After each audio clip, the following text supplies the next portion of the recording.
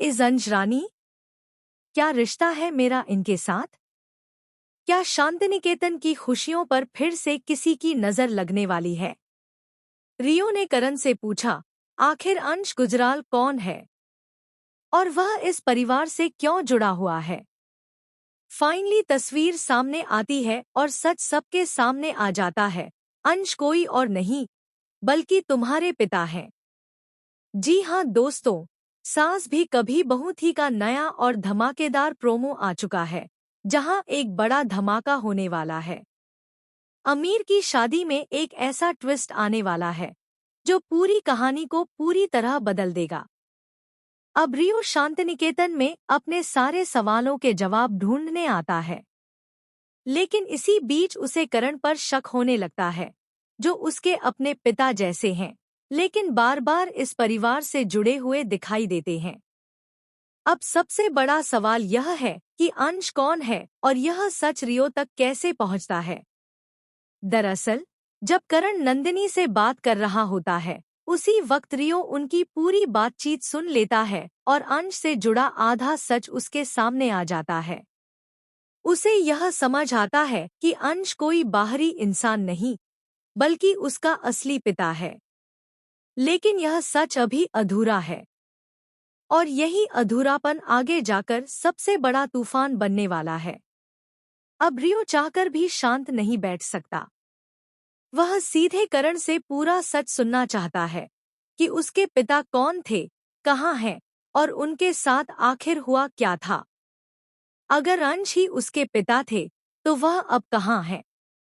और क्या वह अभी जिंदा है या यह सिर्फ एक छुपा हुआ सच है? करण रियो के सवालों से पूरी तरह हिल जाता है।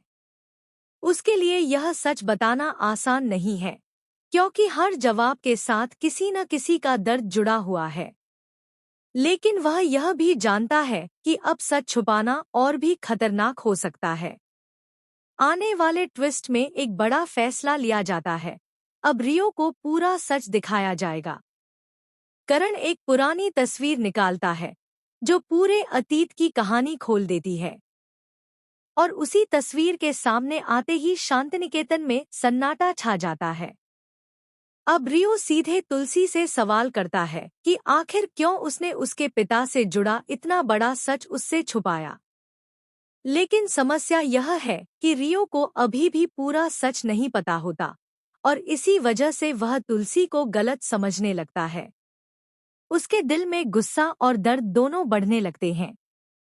हालांकि इस पूरे माहौल में एक और बड़ा मोड़ आता है। सच बोलने की हिम्मत आखिरकार नंदिनी करती है। नंदिनी खुलासा करती है कि अंश सिर्फ एक साधारण इंसान नहीं था, बल्कि उसने उसके साथ बहुत गलत हरकतें की थी। उसे लगातार टॉर्चर किया गया, अपमानित किया गया और मानसिक रूप से तोड़ा गया। और जब सारी हदें पार हो गईं, तब एक माँ ने मजबूरी में ऐसा कदम उठाया जिसे कोई सोच भी नहीं सकता, अपने ही बेटे पर गोली चला दी। यह सुनकर रियो पूरी तरह टूट जाता है। उसकी दुनिया जैसे एक ही पल में बिखर जाती है। वह यह मान ही नहीं पाता कि उसका पिता इतना गिरा हुआ इंसान हो सकता है। जिस इंसान को वह अपनी पहचान का हिस्सा समझ रहा था, वही इंसान इतने काले सच से जुड़ा हो सकता है। यह सोचकर ही वह हिल जाता है। लेकिन अब असली सवाल यह है, क्या रियो इस सच को स्वीकार कर पाएगा? क्या वह अपने परिवार को समझ पाएगा या फिर गुस्से और दर्द में सब कुछ तोड़ देगा? और सबसे बड़ा ट्विस्ट यह है कि क्या यह सब सिर्फ एक सच्चाई है या फिर किसी बहुत बड़ी साजिश का हिस्सा? क्या नियति सच में रियो को इस दर्दनाक सच तक ले जा रही है ताकि शांतिनिकेतन को अंदर से तोड़ा जा सके? या फिर कोई और है जो पर्दे के पीछे से यह पूरा खेल खेल रहा है? अब देखने वाली बात यह है कि क्या रियो इस घर में रह पाएगा या फिर वह इस सच्चाई के बोझ के साथ हमेशा के लिए दूर चला जाएगा। क्या वह खुद को संभाल पाएगा या यह सच उसे हमेशा के लिए बदल देगा? दोस्तों, यह ट्रैक पूरी तरह इमोशंस, सस्पेंस और शॉकिंग ट्विस्ट से भरा होने वाला है। आपको क्या लगता है, क्या रियो को पूरा सच तुरंत जान लेना चाहिए या धीरे धीरे? अपनी राय जरूर बताइए।